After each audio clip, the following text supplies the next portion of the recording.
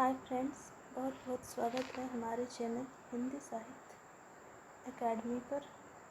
तो चलिए आज आदिकाल और भक्तिकाल के कुछ कवि को देखते हैं।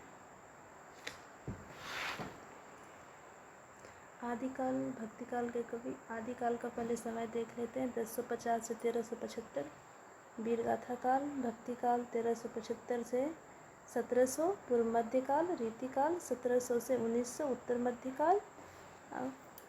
आदिकाल के कवि को देखते हैं। आदिकाल के कवि में असरहपा 8वीं सदी, सबरपा 8वीं सदी, स्वयंभू 8वीं सदी, दलपति विजय ये 9वीं सदी के हैं, द्वीपा भी 9वीं सदी के हैं, विरूपा 9वीं सदी के हैं, कन्हपा 9वीं सदी के हैं, डोविम्पा भी 9वीं सदी के हैं। चलिए 10वीं सदी के देखते हैं। 10वीं सदी में पुष्पदंत हैं, देवसेन है, योगेंदु है, धनपाल है। 12वीं सदी के देखते हैं। चंद्रवरदाई है, नरपति नाला है, जगनीक है, देव है, विद्याधर है, सोमप्रभु सूरी है, हेमचंद्र है। चलिए 12वीं सदी का तो देख लिए। चलिए 9वीं सदी के बारे में कुछ जान लेते हैं। 9वीं और 10वीं सदी तक के सिद्ध और जैन की प्रधानता 9वीं सदी में थी और 11वीं सदी में जैन अपभ्रंश साहित्य और 12वीं सदी में वीरगाथा की शुरुआत। रासो काव्य लिखा गया था और आल्हा भी था जो कि बीसल देव रासो में है। इसको बीज रोपण काल भी कहा गया है। क्यों?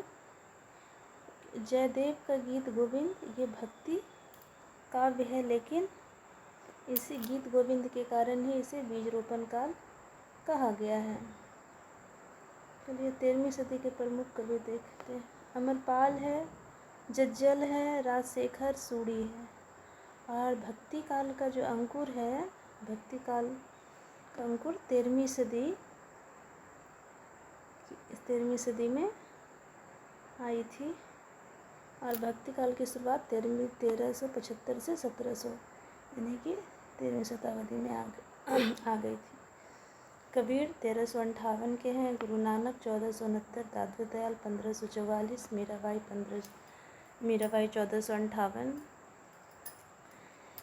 1458 है, सूरदास 1478 है, तुलसीदास 1532 है, रसखान 1548 है और केशवदास 1555 है। कुछ और कवि हैं, मलुकदास, रैदास, सुंदरदास।